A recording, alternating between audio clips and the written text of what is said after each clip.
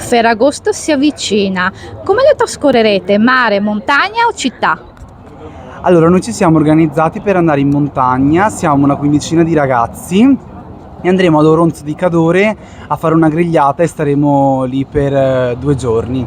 Ci riuniamo da tutta Italia e stiamo lì 2 giorni, tranquilli.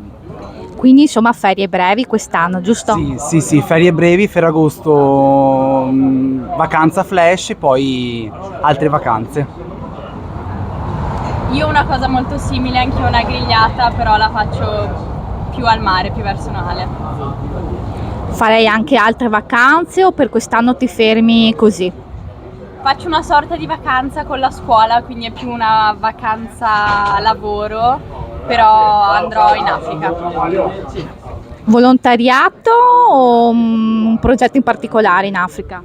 Una sorta di volontariato perché è un progetto tramite l'università, quindi andremo in Kenya per sviluppare dei progetti di questo club universitario e poi ci dedicheremo anche 3 giorni per andare in Qatar e quella sarà più vacanza. Dove dobbiamo andare? Te invece dove andrai in Ferragosto? Anche io penso montagna, per stare un po' al fresco, fare una grigliata in montagna, oppure sarebbe bello organizzare qualcosa al Piave, che si sta sempre bene. Quindi insomma non tanto lontano, giusto? No, sempre in zona. Te invece come trascorrerai il tuo Ferragosto? Anch'io in montagna con il ragazzo appena intervistato a fare una grigliata con amici.